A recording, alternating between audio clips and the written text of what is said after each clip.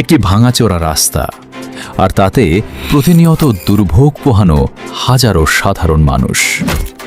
বর্ষা এলেই যেখানে জমে থাকে পানি, আর শুকনো মৌসুমে ওড়ে ধুলাবালি। চট্টগ্রাম কর্ণফুলীর দক্ষিণ শাহমিরপুর ৭ নম্বর ওয়ার্ডের জামতলা বাজার এলাকার সড়কটির চিত্র দীর্ঘদিন ধরেই ঠিক এমন। সরকারি কোনো বরাদ্দ নেই কোনো কর্তৃপক্ষের নজর। তাই বলে কি থমকে থাকবে মানুষের চলাচল?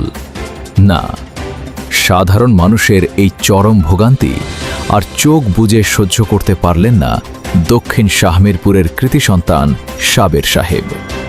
কারো আশায় হাত গুটিয়ে বসে না থেকে সম্পূর্ণ নিজ উদ্যোগে এই জনকল্যাণমূলক কাজে এগিয়ে এসেছেন মোহাম্মদ সাবের সাহেব।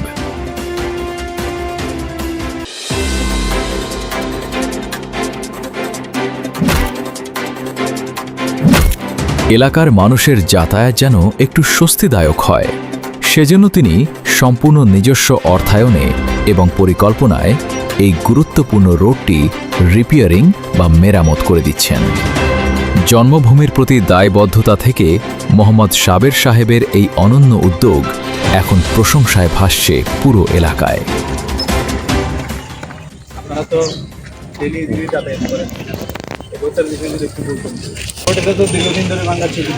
দীর্ঘদিন ধরে কোনো আওয়ামী লীগ নেতাই করে নাই, কোনো বিএনপি নেতাই করে নাই, সরকার থেকে বরাদ্দ আসে নাই।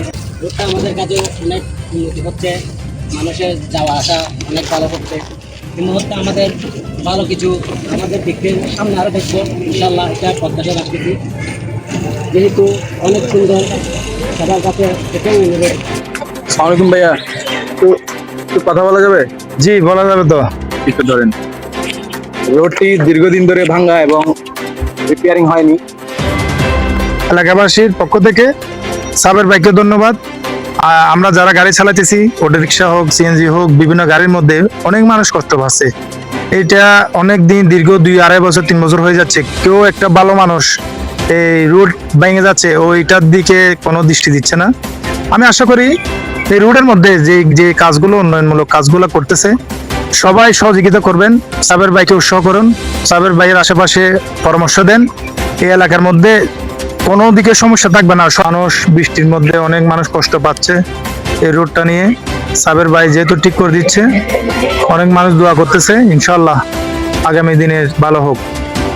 আর এটা নিজ উদ্যোগে হচ্ছে, সাবের ভাইয়ের নিজ একটা উদ্যোগ নিছে। এলাকাবাসীর পক্ষ থেকে বলবো যে সাবের ভাইকে সবাই পরামর্শ দিয়ে ভালো কথাবার্তা বলে এলাকাটা উন্নয়ন করবেন।